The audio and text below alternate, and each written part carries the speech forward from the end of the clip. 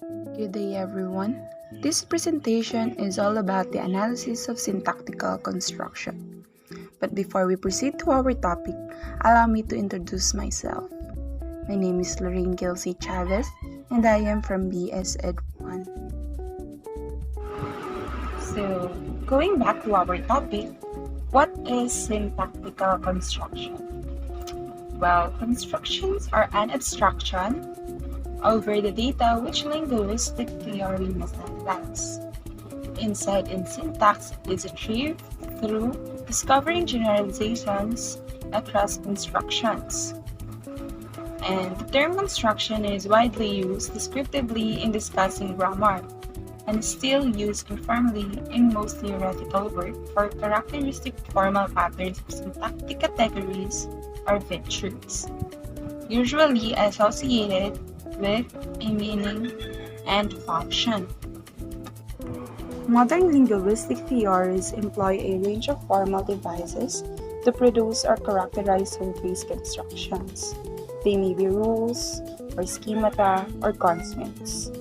It is usually assumed that competence in a language consists largely of these formal devices, together with a lexicon. The constructions themselves are ephenomenoal. Then, let's proceed to the different kinds of syntactical devices. Syntactical devices can be simple or complicated, resulting in simple or complex phrases. Syntax, on the other hand, when combined with diction, can aid in the development of the text's mood, tone, and atmosphere. Anadiplosis. It is equivalent to doubling or repetition in Greek. Anadiplosis is a figure of speech in which a word or group of words located at the end of one clause or sentence is repeated at or near the beginning of the following clause or sentence. It appears everywhere, from literature to children's books to famous speeches and to everyday conversation. It is also very common in the Bible. The emphasis created by anadiplosis, repetition of words, has the power to persuade, to create a sense of urgency or emotion, as well as to give a pleasing rhythm to text or speech. It's also frequently employed to prolong a logical sequence of thoughts across 3 or more sentences. So, for example, is in the Gladiator Code. The general who became a slave, the slave who became a gladiator, the gladiator who defied an emperor. So that's how anadiplosis works. The last words located at the end of the clause or sentence will be repeated, and the near beginning will follow. Next device is Polysyndeton. Polysyndeton comes from the Greek meaning many connected. It is a literary device that uses multiple repetitions of the same conjunction, and, but, if, and etc. But the most commonly word used is and. Polysyndeton's fast sequence of words or sentences provides a dramatic rhetorical impact in literature. As one idea comes to a close, the next one follows closely behind, which might be done on purpose to overload the reader. If a character is speaking enthusiastically or nervously, polysyndeton can express that mood. Polysyndetons are also used by writers to generate pauses in sentence. The frequent pattern of conjunctions and, but, or, nor is an intentional stylistic decision to emphasize each listed word or phrase. The result is frequently an enthusiastic or serious mood. The third one is epistrophe. Epistrophe demonstrates how repetition may effectively convey a powerful message. Repetition of crucial phrases at the conclusion of successive sentences. Whether employed by disgruntled friends or strong politicians, it offers readers and listeners with a compelling and unforgettable experience. Epistrophe is thus as much a philosophy as it is a rhetorical or literary device. Artists probably do not have this origin in mind when they use epistrophe, but here's where things get strange. The effect of epistrophe in a song or speech is often surprisingly similar to what Plato has in mind in his philosophy.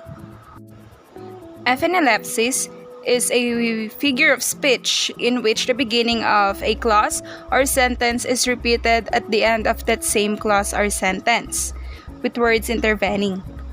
It emphasizes particular words not only by repeating them but also by placing them in prominent locations at the beginning and end of the sentence, so that the repeated words act as the bookends.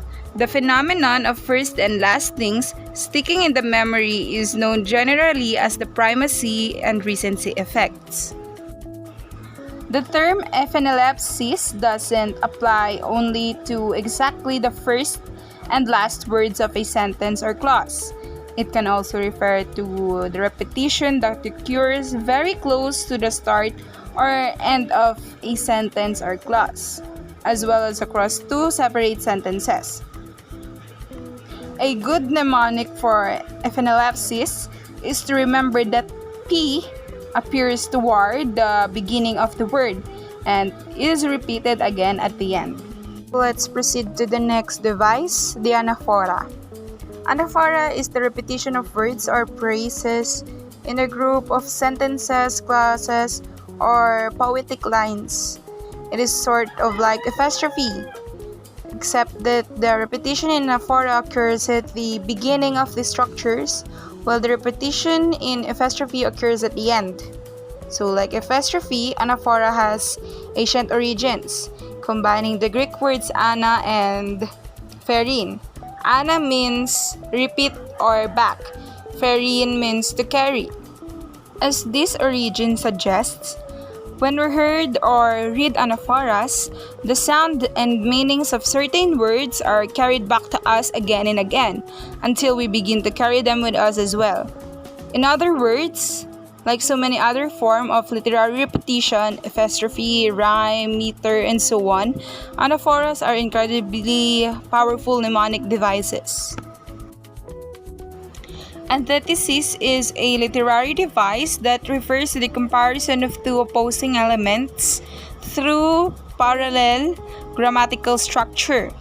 The word antithesis, meaning absolute opposite, is derived from Greek for setting opposite, indicating when something or someone is in direct contrast or the observe of another thing or person.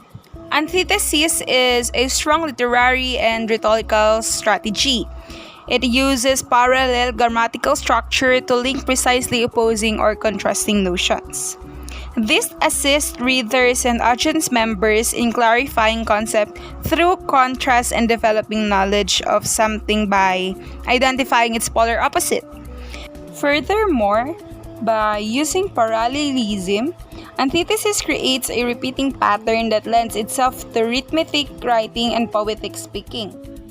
And now we are down to the last device, the Asyndeton.